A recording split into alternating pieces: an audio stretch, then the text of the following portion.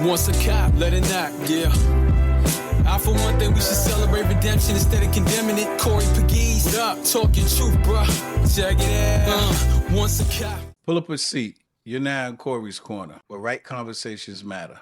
I'm your host, Corey Pegues, and I always keep it right, not real. This is Corey Edwards. Check out Corey's Corner on YouTube, Spotify, and Apple Podcasts. Today on Corey's Corner, we're joined by a fourth-generation leader of faith and social justice whose work has reshaped policy, challenged systems, and centered dignity for the most marginalized, Miss Jennifer Jones Austin. As CEO of the Federation of Protestant Welfare Agency, Jennifer leads a powerful network of more than 170 agencies and faith partners advancing anti-poverty policy and advocacy across New York and beyond. Her career spans law, government, philanthropy, and reform, including senior leadership roles at the United Way of New York City and the New York City Administration for Children's Services and the New York State Attorney General's Office. Jennifer has chaired groundbreaking efforts like New York City's first Racial Justice Commission, helping embed equity into New York City's charter, and she continues to shape national conversations through her work on reparations, economic security, and criminal justice reform. An author, scholar, media voice, Jennifer brings a rare blend of faith, intellect, and lived experience to every space she enters, and we're honored to have her on with us today. Welcome, Jennifer Jones Austin. I love you, sis. I love you. I love you. And I'm You so like that excited. intro? This is I'm good, embarrassed by it, but I'm so excited to be here that I was listening, but I kept on thinking about how happy and excited I am to be here because I revere you.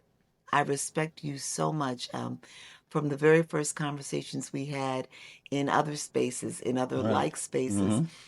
just appreciating how honest you are and how sincere you are, no matter the issue, no matter the person. Mm-hmm. Just that you keep it real. And that's what I love about you and I respect about you because we don't always get that. Right. I appreciate it. You know, my slogan actually is I keep it right, not real. Right. Okay. Well, look, you keep it right. But I guess what I'm saying to you is that we don't see truth Yes. in the way Yeah. that you bring truth to the table. I People appreciate always that. want to kind of put a mask on it. And we won't jump in, but I'll just say, especially when it's inconvenient for us. Exactly. This episode of Corey's Corner is proudly sponsored by Vakila Vodka. First of its kind, 100% natural hybrid spirit, blending premium vodka and distilled with exotic tequila for a smooth, refreshing take. Vakila represents a new era in how spirits are created and enjoyed. Vakila, bold flavor, drink responsibly. Shout out to Corrupt Mob MC, a movement rooted in brotherhood, respect, and community. Corrupt Mob MC represents discipline, loyalty, and standing 10 toes down for what matters on the road and in real life. More than a motorcycle club, Corrupt Mob is about unity, leadership, and giving back while riding with a purpose. Respect the mob. Okay, sis, we're here. I'm so happy to have you. We've been waiting for you to come on. So let's take us back to your early years. What was Jennifer like as a teenager, and how did your family environment shape your sense of justice and responsibility? Wow. What was Jennifer like as a teenager? You taking me back, and I didn't realize I was going it would be that vulnerable and emotional a time to sit with you. Teenagers were hard. Teenagers were hard in particular because I didn't quite know where I fit in. I went to Midwood High School, Midwood Public High School in Brooklyn, New York, and I'm just going to be very open with you and upfront. I went to high school. This was back in the days when you could go to high school in the 10th grade. You could be in junior high. Mhm. Guess we now call it middle school, but you could be in Right. junior high through 9th grade, and then you go to high school in 10th grade. Or Right. you could enter high school in 9th grade. So I can't believe I'm telling you this, and I'm jumping right in. It's Corey's Corner. Let's go. I was the black girl Mm-hmm. who showed up in a predominantly white school. Translation, there were there were some brothers and there were some sisters, but there were a few of us. Right. And I came in 10th grade. So what does that mean if you come in as a black girl and there are just a few of you black men and black boys and black girls around? Mm-hmm. I was the equivalent of what you call fresh meat, Right. right? So like the ninth grade black girls who were there, they were now no longer like the new one on the block. Right. And so the brothers were like, oh, now there's a new one. Let's take a look at her. Consequently, I experienced very early on in my high school years what it's like to like be like at odds with other black girls. And it was not something I'd known growing up in a household of faith and justice warriors, like a household where I was taught from my earliest of days, like, black power. Mm-hmm. And, where people would want to say, well, if you, and you can look at me, if you're not brown, then you're not really black. Like, Right. and there was all that colorism back then. Mm-hmm. So because I grew up in a household where we were like, you black, like no matter what, you black, black, black. That's right. When I got to high school and I had black women, young black girls, I should say, treating me like angrily because like the guys were checking me out and I wasn't even interested in the guys, Mm-hmm. but I was fresh meat. Right. It was really hard. It was very hard. And so you just hit it. Like my 10th grade year of high school, Mm-hmm. I stopped going to high school. And I'm about to tell you a story that most people don't know. I stopped going to high school.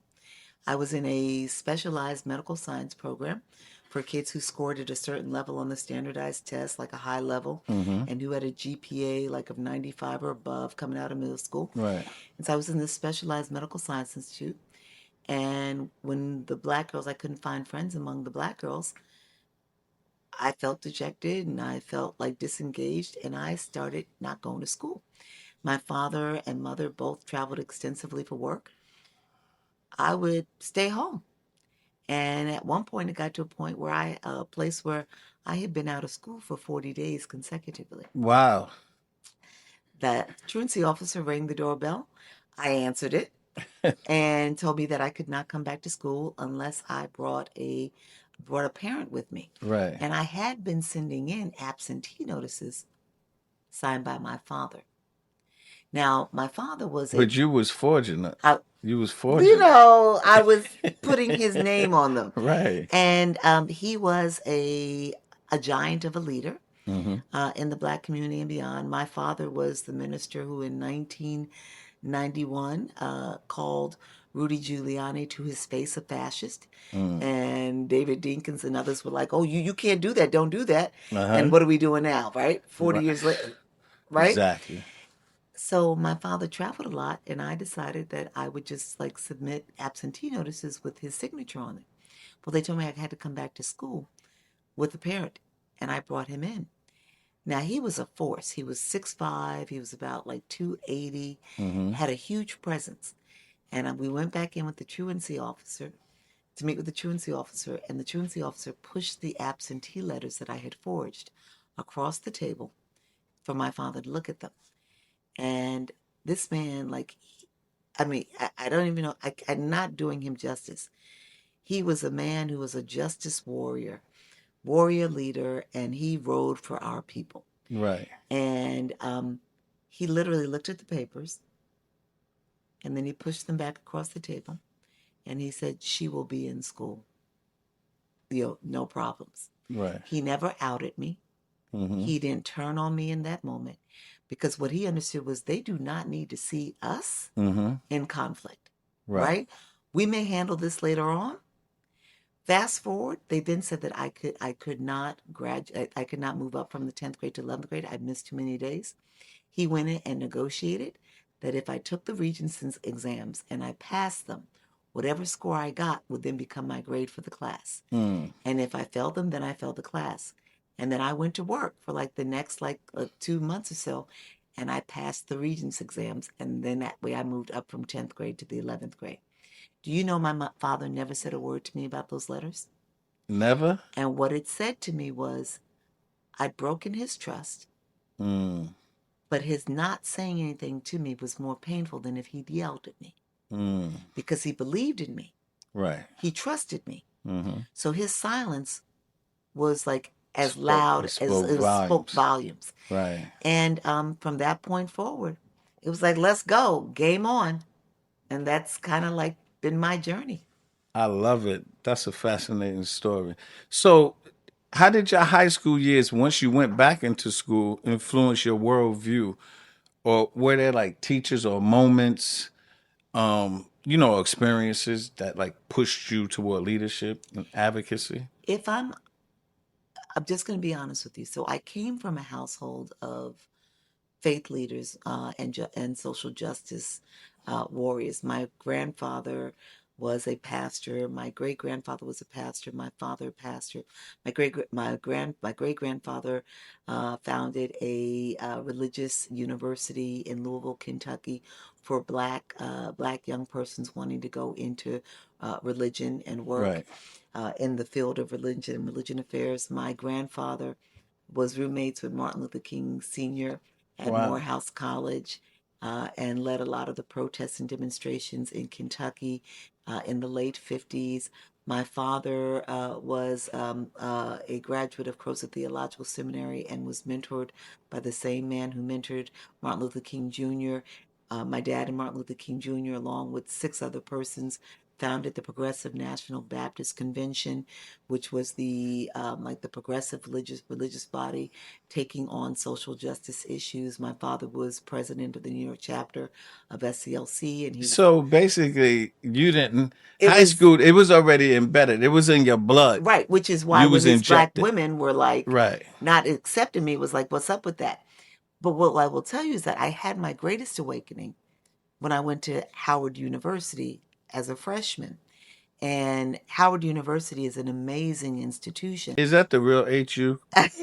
Because I go to Hampton Homecoming every year. Well, you got to spend some time at Howard University. There's no homecoming quite like Howard. Well, last year y'all had like a few people shot. Yeah, but Just a few. I don't know. Like, I guess everybody matters.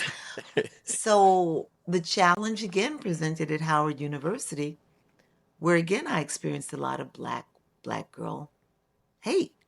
And I was like, what is this all about? Listen, Jennifer, you easy on the eyes.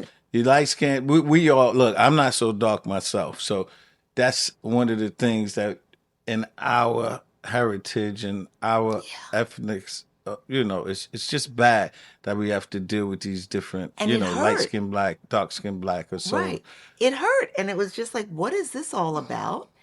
And again, it was this whole thing. And I had a little boyfriend in New York at the time. Mm-hmm. So I wasn't looking at the guys. And what I now have come to understand is that if you seem disinterested, or if you are disinterested, then they're interested all the more. So that created controversy and tension to the point where literally, like my brother had to roll down there one day Mm-hmm. because the black women were threatening to kick my ass. Right. Right. And then my father had to get involved with the president. Like, what is going on? But the main reason I bring up Howard was that here we were, this was the Reagan years, going back to the 80s, Mm-hmm. and we were like a mile and a half from the White House. Mm-hmm. Howard at that time had not, the campus surrounding Howard had not been gentrified, and there was abject poverty, a lot of prostitution, a lot of like drug selling. And the challenge for me, coming from a family of social justice warriors, was like, here we were walking around Howard like we were running things. And I was like, but if we step off this campus, then we realize we really ain't running much. Exactly. And it felt like it was such a break from reality. Mm-hmm. And it was a painful break. But most of our people didn't realize it because we were running things on the yard. On the yard. And so it was like, this is not real. Right. And I guess what I'm saying, Was you there with Puffy years? I'm a little older than Puffy. A little like older. about 2 years older than Puffy. Okay. And I was only there for 1 year. Okay. Right.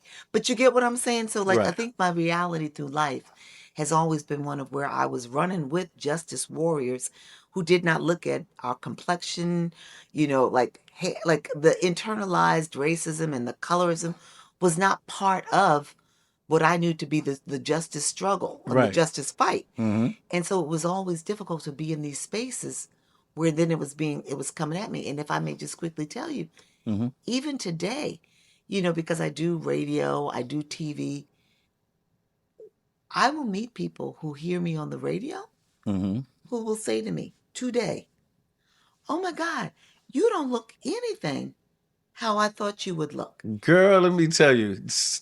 Do you? I don't want to say her name, but a good friend of mine today, I was interviewing you and I showed your picture and she was like, "Oh my God.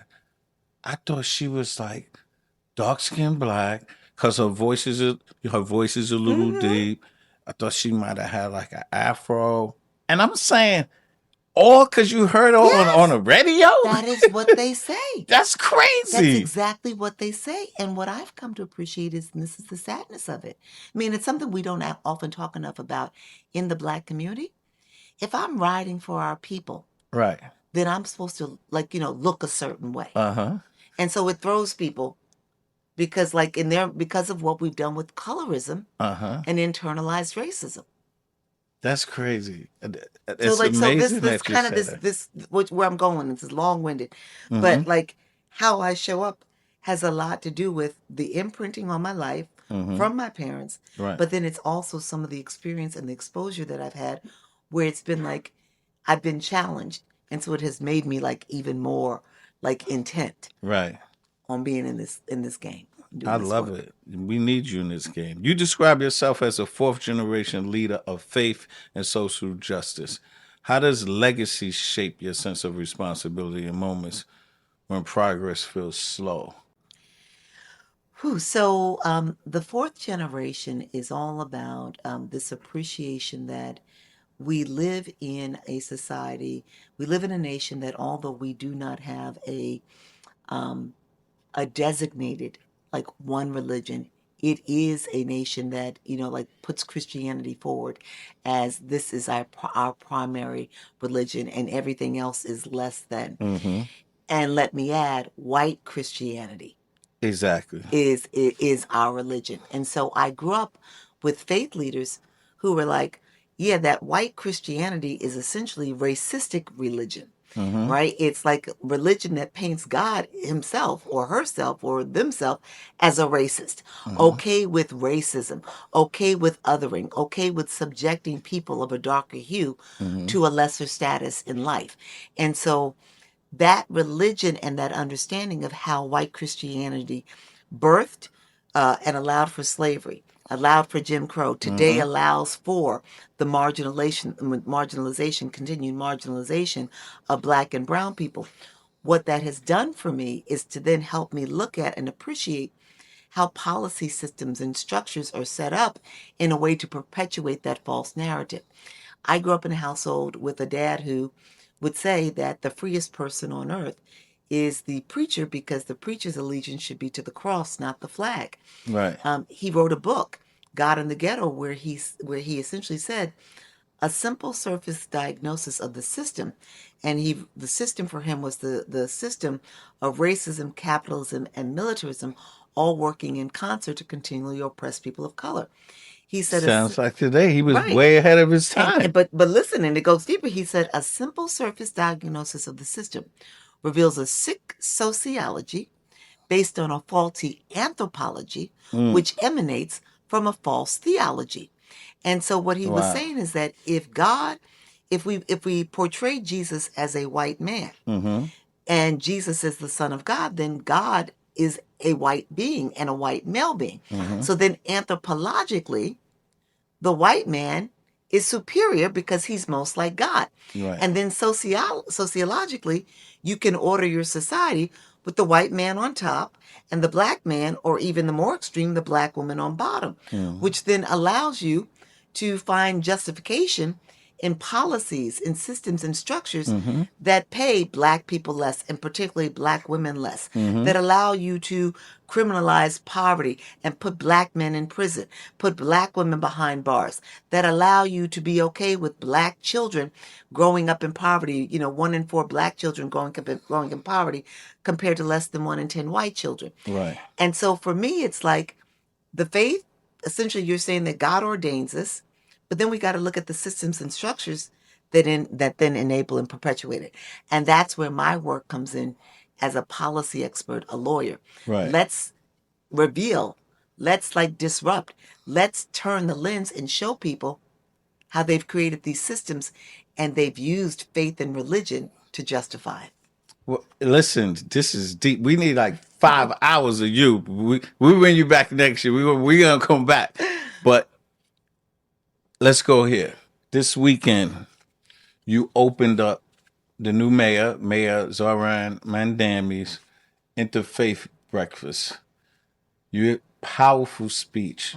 I listened to it at least 3 or 4 times today. The title was "Our Burden, Our Responsibility." You so eloquently broke that down from being a '60s baby, a late '60s baby, to not like. I was mesmerized. Well, you already know what my heart is with you, sis. I love you. I keep telling you, that's how I feel about you. Talk about this for 2 minutes. Our burden, our responsibility, because the people need to understand that we do have a burden and we do have a responsibility. Absolutely. So what I shared during that speech is that, and I shared a little bit about my dad. Born into a household of faith and justice leadership. Martin Luther King Jr. slept in our home. Jesse Jackson used to come and hang out in, like, when he wasn't wearing a suit, overalls, and he'd spend the night because they both were part of SCLC, and my dad as well. So Ralph Abernathy, Y.T. Walker, I was surrounded by that. Well, these are legends. These are the legends, right? And Dad was right there with them. And what I understood, I grew up 2 doors down from Shirley Chisholm.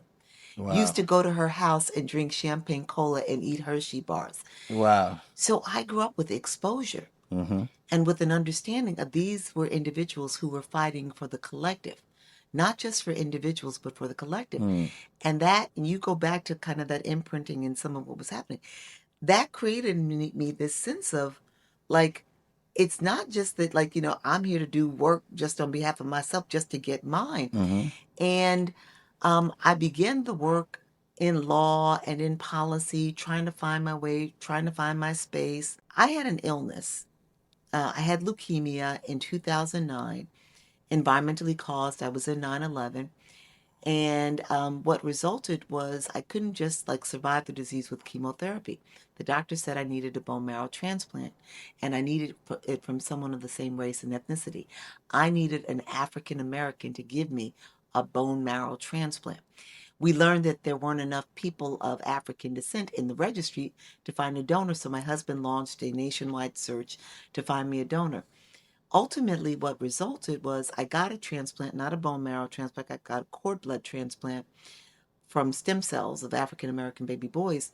But in less than 13 weeks, over 13,000 people, primarily of African descent, joined the registry.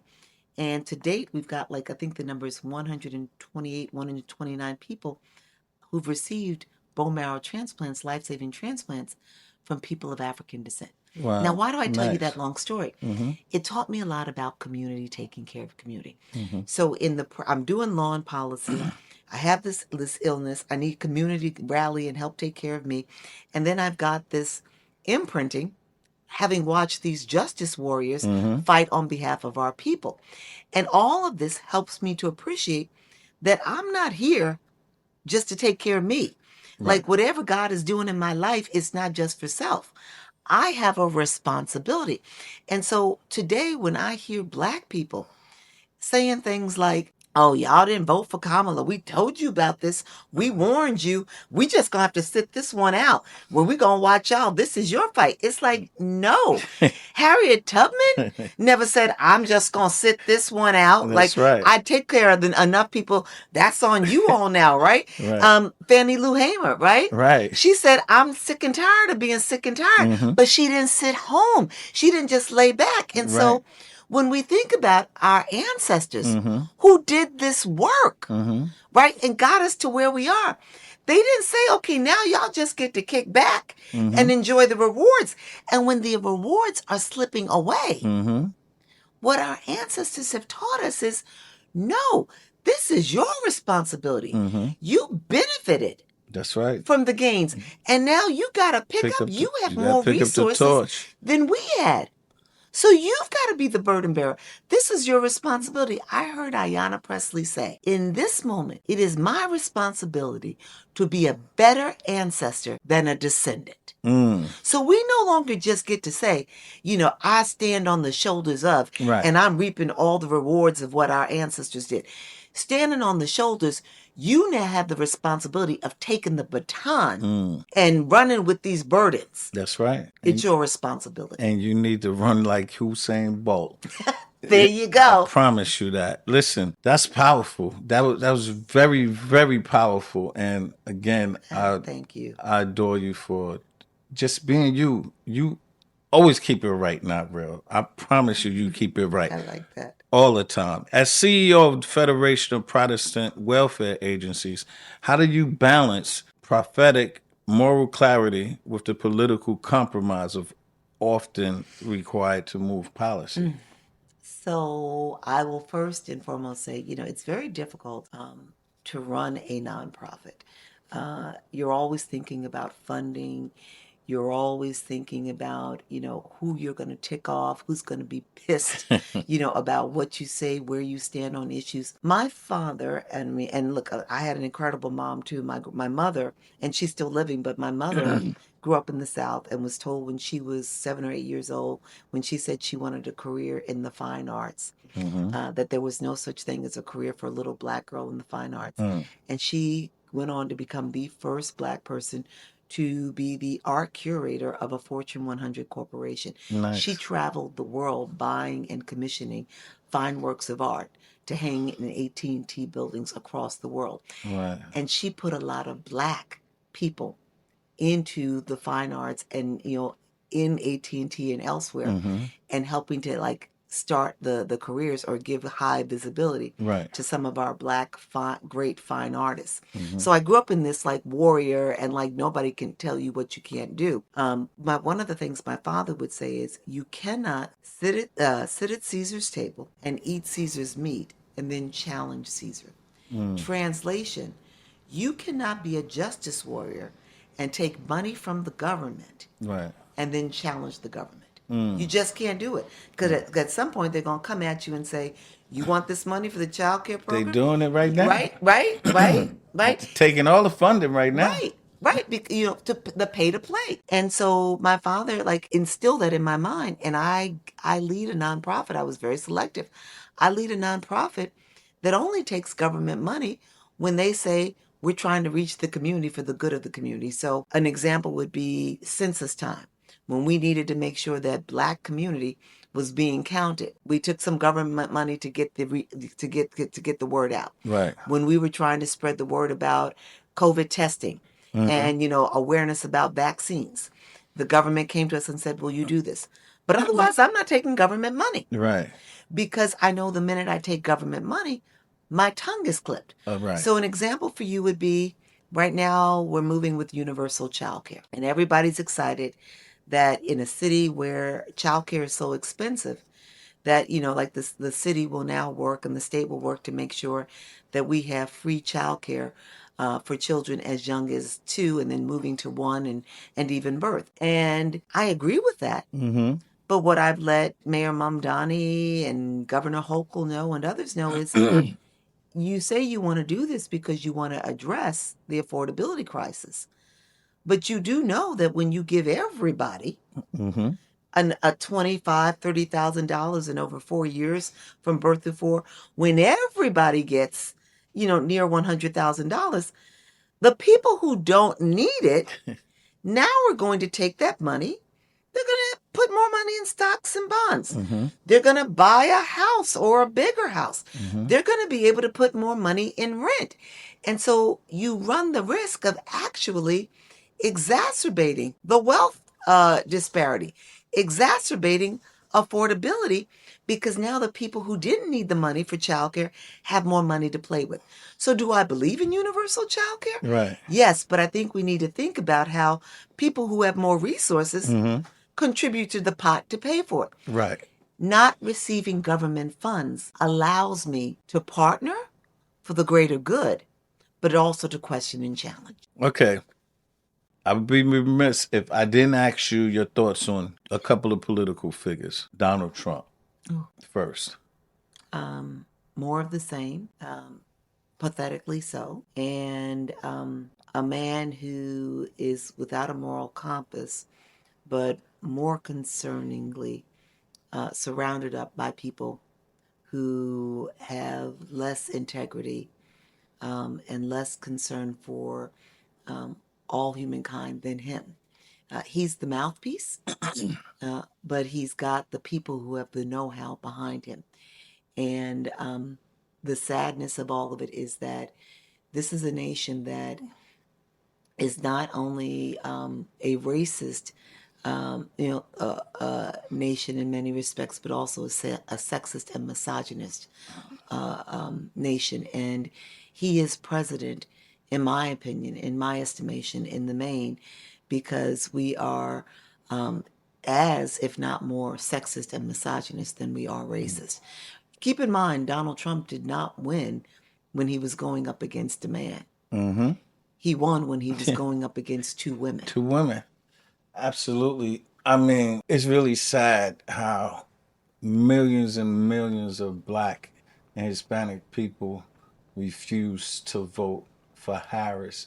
Yes. Because she was a woman. Yes. America is just not. I mean, I remember waking up to Hillary. We was in shock. Oh my God, was devastated. in shock. I mean, like, can shock. I went to bed that night as the results were coming down. Right. I like closed my eyes at like 9:00 because I was like, Yeah. I can't take this. Fast forward, I got into a back and forth on social media with a very dear friend when she was like, when Biden was like, it was clear that he was not in a good way, and she was like, well, they better not skip over Harris. And I wrote back, I'm sure they're doing, these were my exact words, I'm sure they're doing the probability calculus Right. and trying to figure out if Harris would have a better chance than Biden. And my friend wrote back, oh yeah, ye of little faith. That's what they were saying about Obama. And I was like, no. And I said, you've got to remember that if Hillary, who at that time was the most qualified person ever to run for president of the United States, That's right. could not win against Trump, they were looking at how what I think it was like 55% of white women didn't vote for Hillary. No, it was 52% white women, 55% white men. And they were like, if white women would not vote for their own, Right. what makes you think that white women now are going to get up and vote for a Black woman to be the first woman president? Right. And so it was just a probability calculus. It was pretty much all but certain because history told us. It told us. And the new mayor of New York City, what are your thoughts on the new mayor? So let me just tell you mine. I live in the suburbs. I didn't have a vote, but I supported him because I definitely wasn't supporting the last person who was the mayor. And he's a friend of mine, but it is what it is. His time was up. I'm not happy about this snow right now, and I'm definitely upset about I think it's 20 people dead now, homeless people, and So let it's me an let me issue. talk to you a little bit before I even talk about Mamdani, what I think about him. What I will say to you about the snow and about the persons who have died. First, let me just say that I probably approach it a little differently, having worked in City Hall. We have not had such significant snow. Since '96, right? Right. Was So it number 96? one, right, in terms of the inches. But the other thing is that we have not had frigid temperatures like we've had. So I think that we have to build that into the calculation. That the reason there's still, like, weeks later, so much snow still around is because literally, if you remember, the snow stopped and then there was like sleet and then it like went to like record freezing temperatures. So the snow immediately turned into ice. You can't move ice in the same way. And so I'm not saying that they did a perfect job, but I think we have to take that into the equation when we do a judging on how well they how well they handled snow removal. I That's agree. my I take agree there, with you. That's right? fair. Right. And so we can be upset about it, but I think we need to look at that. Now, when it comes to The question of the Homelessness. the homelessness. The other part that I'll say there, and again, I'm not here in defense of, but having been on the inside, having served as the board of correction chair, Right. one of the things that I learned very early on was that we have more people with mental health problems in Rikers than we have mental health beds in the entirety of the state of New York. You're right. And a lot of the people who are perishing on the streets, if not all of them, are persons with mental health issues. They hide. They are afraid to go into these facilities. And so what I would say to you is that when we look at the number of people who've died in these frigid temperatures, we have to look at the origins of these problems. And that is like when I think about poverty, when I think about poverty management, when I think about child welfare, and I think about the crises when a child dies who's known to child welfare, and we immediately want to go and we want to blame the commissioner who's in charge of child welfare. Right. We have to look at these systems and these structures and how these systems have been starved, how we as a nation, as a state, as a city, have not invested enough in mental health services, have not invested enough in prevention for homelessness. And then we have to look at the entirety of how all of this then snowballs, and this is what results.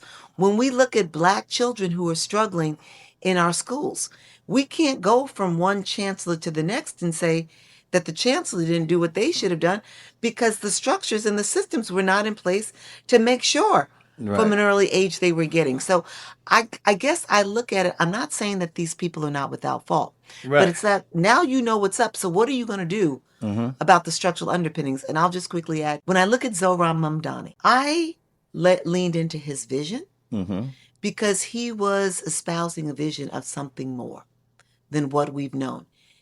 I sat with Mayor Adams before he became mayor. And I asked him, what's your vision? Right. And his response to me was, I'm raising money. I'll focus on vision next year. And she's not lying. She told me this Right? maybe 2 years ago. Shocked me. Yes. Shocked me that's how he was saying it. That's what he was thinking, but also that he articulated it, because I wouldn't say it. Mamdani's vision of something more than what people who are struggling day to day have spoke to me. And when he's been very consistent. He's right, and very consistent and not from moving day off one. of it when people try to challenge him on it. Not. So I appreciated that he had a vision, and I also appreciated was that he was unwavering in it, because we don't see that, especially politicians. And then I'm going to say, I could not get the last administration to move on the New York City mandated charter changes, the Constitution changes to embed racial justice and equity in all government functioning. I chaired the commission, and then New Yorkers responded with their votes to change our Constitution to make sure racial justice and equity were part of every government's functioning. And I could not get Mayor Adams to legitimately lean in, and his team. They stalled on those measures. They tried to say, oh, well, when Trump came in place, it wasn't good for New York City.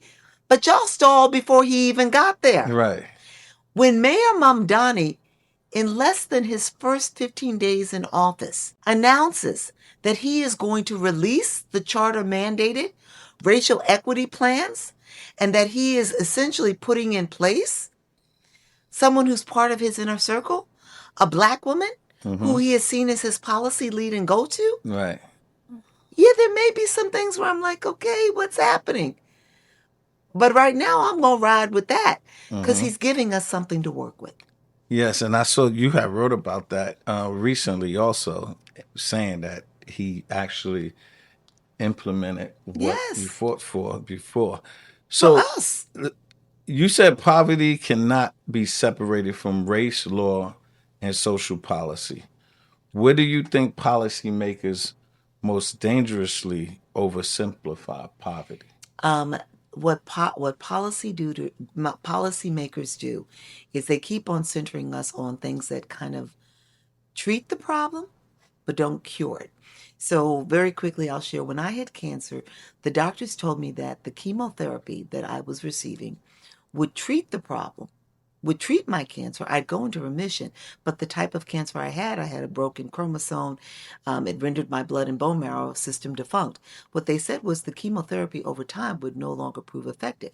And if I did not have a transplant to cure me of the disease, then ultimately it would likely take me out. That's what poverty is like in America. When you apply these Band-Aid approaches, Right. when you give people just enough food, when you give them just enough cash assistance, when you essentially bargain with them, you can get a little bit more, but you got to put all these restrictions in place. You make sure that they can't save enough money, to get themselves to a better place, or else they're no longer eligible for food assistance or for Medicaid. You're not really trying to help them cure themselves of poverty and get them to a better place. You're simply treating the problem. And so we need to get to the roots, and we need to do the structural changes. For me, that begins with what I push for, a true cost of living, saying let's stop using poverty measures that keep people just where they are and justify a federal minimum wage that still today is $7.25 an hour. That's insane. It's insane, right? It's insane. But the poverty measure for the federal government says that $7.25 an hour when annualized is $15,000. It says that for an individual making just $15,600, they're not poor. So if the minimum wage is $15,000 and that's what you're making, then technically you're just a few dollars shy of being poor. We'll give you some food stamps. Hey, you're good to go, right? They've created a system that enables structural economic deprivation. We need to be pushing our policymakers to let them know we know what's up. We know the game that you're playing. So let's begin with true cost of living measures that are centered in economic security, not in subsistence, not in poverty, but in real cost of living, and now build the policies, the structural changes that change that equation. I love that explanation. It's almost the same explanation I have on crime in New York City. I was a cop January 13th, 1992. The worst precincts in the city was East New York, Brownsville, Fort Apache in the Bronx, South Queens. And this is almost 40 years later. The worst precincts, same neighborhoods. But they say crime is better than it's ever been in those places. Well, yeah, crime is better than the Upper East Side than it's ever been too. But the Upper East Side has always been flourishing. I'm waiting for one day for them to look and say, hey, we're going to actually make East New York the safest place in the city. That's right. Brownsville, the safest place. But they only give you, like you said, with the poverty, right. And they want you to believe that just enough is okay. So whenever I've had an opportunity to talk with Mayor Mamdani as well as with Governor Hochul, and we talk about this affordability crisis that is affecting the city, the state, and the nation, what I share with them is that our response to affordability has to be policy legislation that is centered in economic security. Affordability is just giving people enough to get by. Economic security is making sure that people have enough to get by and to actually get ahead. Enough money to meet their daily needs and to plan and save for your future, for retirement, for your children's future. Like if you're sending your kids to college, enough money to begin to put away money for their college so that they're not saddled with debt. Enough money to pay down debt. But the policies that we keep on advancing are ones that are just taking care of the problem in the moment and helping you to manage it, but not helping you to cure yourself of it. And that's what we need. We have a segment on Corey's Corner called the Spitfire Round.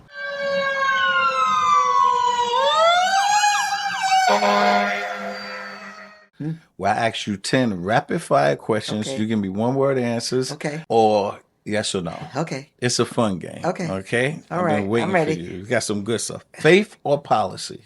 Faith. Early mornings or late nights? Early mornings. Justice delayed is justice denied. Yes or no? Yes. Brooklyn or Manhattan? Brooklyn. Faith without work is Dead. law or advocacy? Law. Change from inside the system or pressure from the outside? Both. Okay. Biggest leadership lesson? Your voice matters. Books or podcasts? Both. Legacy or impact? Impact. Thank you for participating in the Spitfire round. That How'd I wasn't do? that hard. You did awesome. Before we jump back in, I just want to shout out my book, Yep. Once a Cop, The Street, the Law, Two Worlds, One Man. It's a memoir based on my life as a misguided young kid who did some very bad things as a teenager growing up in the 80s in the crack era, and then morphed into being an executive in the biggest police department in the country. And the book got turned into a feature documentary called A Cops and Robbers Story. You can catch it on Hulu or Apple TV, and actually you can catch it on YouTube too. Thank you for the people that has supported it, and for the people that didn't, if you get a chance to watch it, email me at oncoryscorner@gmail.com and let me know your thoughts. This is not your average vodka. This is Vodkila, a decade of cultured excellence. The best of both worlds, the true taste of victory. A delicious dyad spirit, the world's finest blend of vodka and tequila. Vodkila, the perfect blend. From rooftop parties to quiet moments with friends, Vodkila brings the flavor, the fire, and the unforgettable. So pour it, share it, live it. Vodkila. Visit vodkila.net and order yours today. I'm Marquand Smith, executive producer and actor of The Godfather Harlem. Check out Corey's Corner on Spotify, YouTube, and Apple Podcasts. Okay. Faith is often sidelined in policy spaces. How has religion been a force for disruption rather than comfort in your work? For me, faith is like a centering, and faith is a sense, gives me a sense of purpose. And so, I've shared a couple of times that I was seriously ill, given a 1% chance. I was diagnosed with leukemia, and within 2 days, I was in a coma. And the doctors were telling my husband that I was going to die within 48 hours, that I had a 1% chance of survival. We're so happy you made it. We're so happy God Thank you. And had there's plans it. for you. And what I believe is that God gave me life because my life has purpose. And I've come to believe that every day that you live, it's because your life has purpose. And so you've got to continually walk into that purpose. And that's why my faith centers me and it grounds me. I am here only because there's work that God has for me to do. I love it. We met on Open Line, where you're a host with our good friend Fatin Muhammad. What's up, brother? Love you, Fatin. And I'm going to be honest with you here. When I first met you and I knew that you was going to be on the show, obviously I Googled and I said, damn, she's good. I saw some videos of you. And every time that I've been on interviews with you, you keep me on my toes. I know that when I'm coming on an interview with Jennifer Jones Austin, I better bring it because you bringing it. I mean, You're so kind. you are so deep. You're articulate. You're very well versed in the subject matter that you're talking about. You're so and I good to love me. it. You know, I do these interviews with some people. I don't even have to study. But when Jennifer Jones Austin is on, I'm making sure I call the producers say, what's the subject You're so matter? kind What's to the me. subject Can I matter? share with you? I appreciate that. And my father, it's been 20 years since my father passed away. And one of the things that he would say to me all the time is that when you open your mouth, you better have something to say.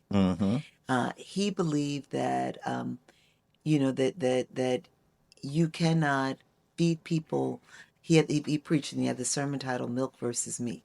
And he was like, at a certain point in life, a baby has to move from milk to solids, right? And the only way that you will help to nurture and grow minds is by making sure that you show up with substance and with depth, and that you try to move the conversation beyond the surface. Right. And so you're very kind, you're very generous. I gotta give you your flowers. I'm trying. No, you're good. Listen, it's so much fakeness. Everybody got a podcast like me. Everybody got a radio show. Everybody got Tubi TV. But it's so much fake out there. When you see something that's right, like you, you have to make sure that you give the person the flowers. Now, what y'all don't know also is she's an executive with Nan, with the Rev, who we love. I love Rev. When my book came out, I was in the Daily Show with Trevor Noah, and the next day, Rev brought me on MSNBC. Wow. and actually gave me a commercial break, which is that's a long time in Yes. television. And then, brought you back? Yeah, he brought me back. That's a long time. Oh, no. People, they don't know that, but that's a long time you get a commercial break. Yeah, you were using that moment, and he saw it. That's what Of I'm talking about. course. You were bringing it. I was trying. Wow. Look, I was talking about me. I couldn't mess huge. that up. That's huge. And But the respect that clearly what are you can. doing over at NAN? So I serve as the vice chair of the board, and a lot of it is partnering with Reverend Sharpton, that as he is moving around the country and centering on the critical issues, that I try to bring my voice on the policy and the law to support the work at NAN, and then working with faith community. One of the things that I am so sincere about is, come on, faith community, you better show up in this moment. Like, you're supposed to be revolutionaries. Right? And so, you're supposed to be, as Daddy said, the freest people on earth. So you need to show up. So that's what I'm trying to do, to kind of keep nudging and supporting Rev in what he's doing and providing some of that content. Got some And powerful it's just been women a blessing around to him. work with him. One of the things that I so admire and respect and appreciate about him, and people don't see, but you're calling it out. He does pour into and lift up people, and especially women. And women in movement, that those two words weren't spoken in the same sentence. That's right. But he's sincere about it. I mean, he got you. He got my sister Rachel Nordinger. Yes. I don't even think he need no more. He got two of the most He's got powerful. a woman down in D.C., Ebony Riley. Yes, she I know holds Ebony. down Yes. policy and government affairs down there. Yes. Yeah. So Rev doing big things, and he's surrounded by some very strong Black women. Thank you. I love it. Oh, I got to ask you this. You helped in solitary confinement in New York City, the Board of Corrections. What did that fight teach you about the human cost of bureaucratic delay? That was so hard. So one of the deals that I made when I became the board chair for the Board of Correction was that I let it be known I wanted to bring an end to solitary confinement. And I essentially said, if I'm going to do this, y'all better not try to get in my way. I will tell you that one of the most painful moments in serving as the board chair, first we ended solitary confinement for young persons ages 16 to 18. And I will never forget Norm Seabrook setting me up on a tour of Rikers with two correction officers, women correction officers, after we ended solitary confinement for the 16 to 18-year-olds. It was a Black woman and a woman of Hispanic origin. And they were walking me through the jails. And I'll never forget, at one point they just stopped me and they said, you messed us up, you jacked us up. And I said, what are you talking about? And they said, when you ended solitary confinement for the 16 to 18-year-olds, you took away one of our, our best tools, one of our powers. And I was like, well, say more. And they said, well, when we were able to send the kids away, they'd be gone for, 6 months, 8 months. And then they came back and they were so mild and they were so calm, and it was just easier to deal with them. And now we don't have that. And I'll never forget thinking to myself, do you realize what you're saying to me, Black woman, brown woman? Right. You were saying to me that we messed up these kids' minds. For 6 to 8 months. But that was better. Right. And I will tell you that I always was there was this tension. One, having worked in government and having worked in child welfare, and sometimes looking at the challenges that caseworkers were having when they were going into homes, and the kind of the tension between sometimes removing kids, and then what things would happen to children and how they would be blamed. So I was trying to understand and empathize the experience of the correction officers. I didn't want them to get slashed and harmed and maimed. And I understood the terror with which I tried to empathize, didn't know firsthand, but I tried to understand the terror of being a correction officer. But at the same time, I was like, but we cannot be putting people in solitary confinement. 23 and 1. Right. 1 hour out. You can't do that, right? For months. For months. For years, you can't That's do crazy. it. And so my mantra became, do good while doing no further harm. Do good while doing no further harm. And we set up a process and a system where people would be removed. They would no longer be in Gen Pop. They would no longer be in a solitary confinement. And we'd have these structures that would allow them to see and engage with other people, but they would still be like, kind of like, I don't want to say roped off, but sectioned off. They could They'd be have human contact. right. And Which is good for their mind and their right, body. right. And then Exactly. our former mayor came in and he stopped all efforts to build out the structures that would allow for it. Well, I'm glad he has former next in front of his name at this point. Talk about considered pure joy. So, Consider Pure Joy is a story about my near-death experience with leukemia. And many people experience cancer, and no one cancer journey should be considered less than another's. But by doctors' accounts, mine was one of the worst cases that they had ever seen. And my journey to survival was one of the most difficult.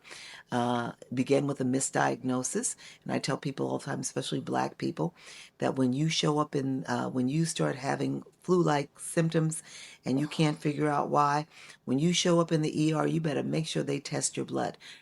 They triaged me, but they never tested my blood, and they told me I had a run-of-the-mill virus. Had they tested my blood, they would have seen that my white blood count was essentially non-existent, and that would have told me that something was terribly wrong. Told them something was terribly wrong with my body. So within literally a week of 8 days of being diagnosed, I was in a coma and being given 48 hours to live, 1% chance of survival. I came through and then had to go through this harrowing ordeal of trying to find a donor to give me some good blood and bone marrow because my system was defunct. And it was this journey trying to find a donor, being a person of African descent because of slavery and interracial coupling in all the years since. Our bloodlines are not as pure, if you will. So it was hard to find a donor among 8 million people in the registry. We launched this search, never found a donor among the people that joined the registry, but other people did get donors. And ultimately, I got a cord blood transplant using the umbilical cord blood, the stem cells in the umbilical cord blood from 2 African American baby boys. And the journey before that was that I had been doing the work that I felt God had purposed me to do to help save and protect God's most vulnerable little Black boys and little Black girls and child welfare and the like. I decided to write the story because people kept saying, this is a wild story. This is crazy. And because I was looking for a donor while I was going through the worst of it, it was a very public national story. So people were like, what happened? What happened to her? I wrote the book because I wanted people to learn that when you are facing one of life's most greatest challenges, not knowing if you're going to live or die, right? Going through any ordeal that maybe you lose a loved one and it's harrowing.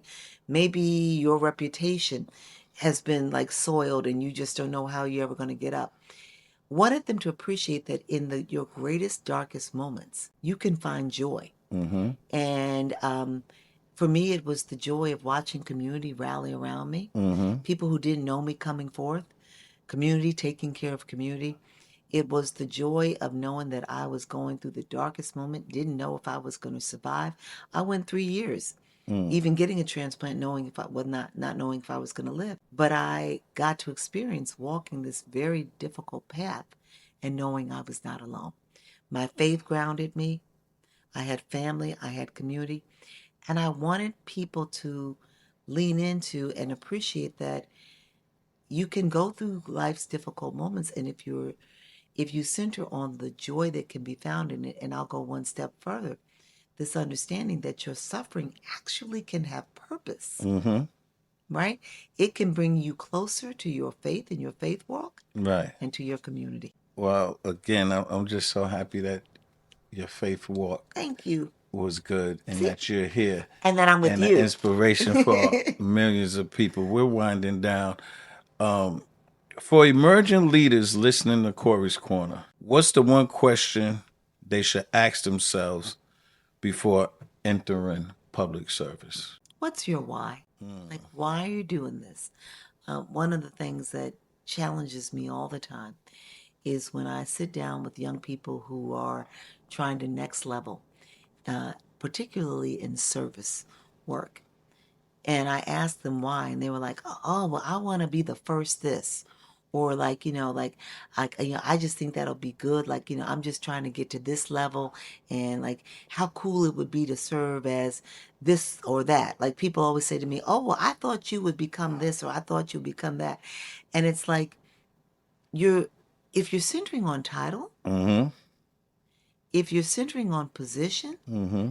and power because you just want to be, then it's not going to serve any of us well. I remember the former mayor of Philadelphia telling me that when he decided to run for mayor, he reached out to one of his very good friends.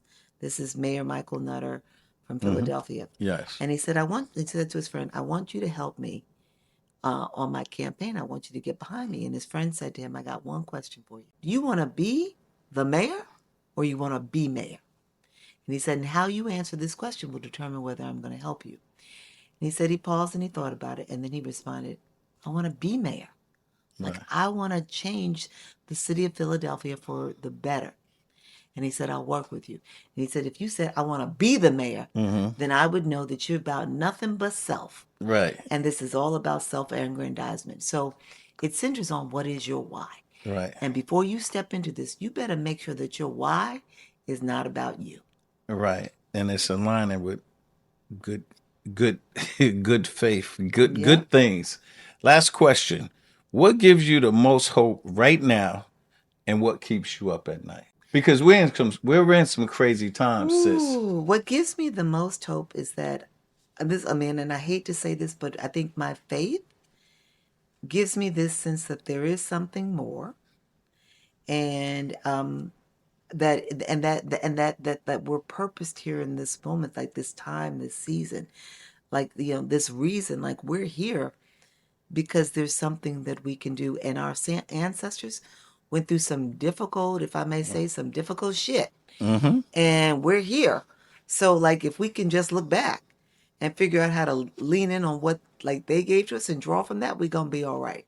What keeps me up at night? That frankly, that our brothers and our sisters are, engaged in some of the nonsense. Like our response to the moment is we're gonna fight like Netflix wars while Melania's documentary is like out in the theaters. Like we gonna show that we got more pull, we got more play if we can get the Netflix ratings up. Yeah. Like that's your response to what's going on right now?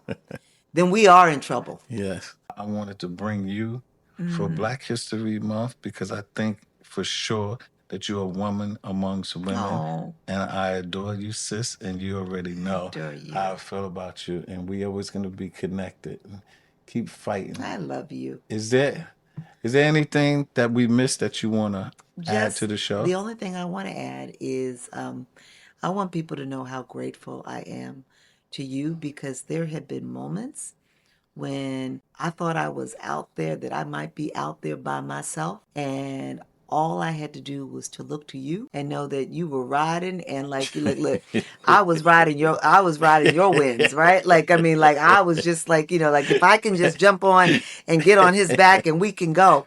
Again, I know, like, look, I know you, like, it's gonna be right. Not real, but it's gonna be right. It's gonna be right. And it's a big deal when a Black man, you talk about the strength of a Black woman, but a Black man has to play a lot of roles, and sometimes has to play games that he doesn't choose to play, and that go against who he is at his core, and you don't. You stay true. Yeah. And so, yeah, I just want people to know how much I respect, I adore, I revere you. Well, I appreciate that. And I've been taking some serious bullets. It's been like sure a have. firing squad, but they didn't know I had on 3 bulletproof vests. And look how good I survived the fight. Well, we got to wrap up. From redefining how we measure economic security to confronting structural racism head on to sharing your personal journey of resilience and faith, you've given our listeners both perspective and purpose. This conversation was not just informative. It was groundbreaking and necessary. We truly appreciate the work you continue to do to uplift communities, challenge systems, and lead with both conviction and compassion. Jennifer, thank you so much for joining us on Corey's Corner. Your insight, your honesty, and your unwavering commitment to justice reminds us that real change happens at the intersection of faith, courage, and policy. I love you, sis. Thank you for coming on. Ooh. Thank you so much. I Thank really you. appreciate you. I love you. Thank you. For our listeners, if you found value in today's episode, make sure you follow, subscribe, and support. This has been another episode of Corey's Corner. Until next time, keep striving, keep pushing, and always remember, it's not where you start, it's always about where you finish. I'm Corey Pegues, and I always keep it right, not real. Peace. Special thanks to our executive producer, our engineers, and much respect to Corrupt Mob for making Corey's Corner possible. Once a cop, let it knock, yeah. I for one thing we should celebrate redemption instead of condemning it. Corey Pegues, up, talking truth, bruh. Check it out. Once a cop, I used to hunt the